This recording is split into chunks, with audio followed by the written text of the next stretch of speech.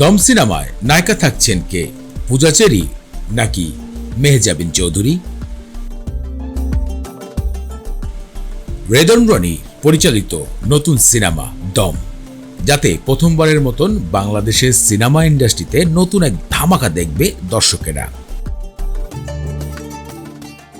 কথা বলছি বাংলাদেশের দুইজন খ্যাতিমান অভিনেতা চঞ্চল চৌধুরী এবং আফরান নিশু। দুজনই থাকবে এই সিনেমায় মুখ্য চরিত্রে। দমের একটি পোস্টার গণমাধ্যমে এর আগেই ভাইরাল হয়েছে, যেখানে দেখা গিয়েছিল একটি গাধার সামনে চোখ বাঁধা অবস্থায় একজন ব্যক্তি বসে রয়েছে। নাম দেওয়া হয়েছে দম। সিনেমাটি রেদন রনি 2026-এর জন্য তৈরি করছেন।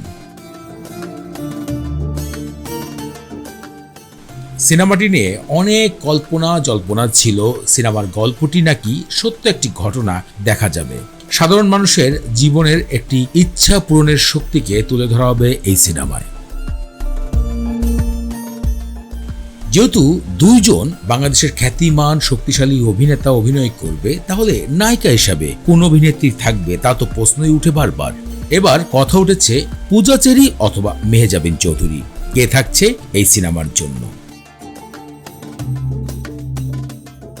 প্রথমে এই কথা উঠেছিল সিনেমার মুখ্য চরিত্রে অভিনেত্রী হিসেবে থাকছেন পূজা চেরি, কিন্তু হঠাৎ করে বেশ কিছুদিন যাবৎ এই সিনেমাতে মেহজাবিন চৌধুরী মুখ্য চরিত্রে থাকার কথা উঠছে।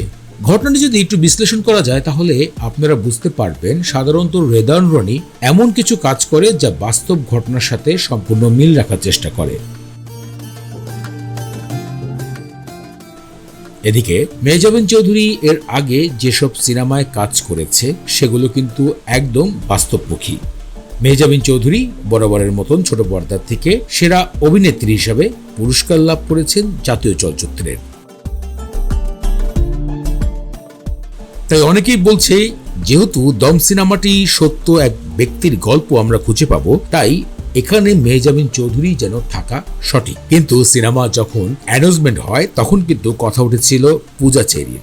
এখন সোশ্যাল মিডিয়াতে একে নিয়ে বেশ আলোচনা হচ্ছে, সিনেমার নায়িকা পূজা চেরি হবে নাকি দম সিনেমার নায়িকা মেহজাবিন চৌধুরী হবে।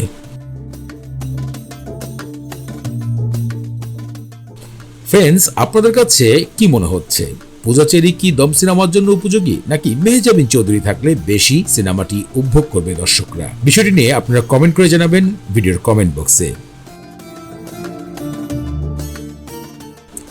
দেশ বিদেশের এরকম আরো সিনেমা জগতের ইন্টারেস্টিং বিষয় জানার জন্য আমাদের চ্যানেলটি সাবস্ক্রাইব করুন, শেয়ার করতে পারেন আপনার বন্ধু বান্ধবের সাথে।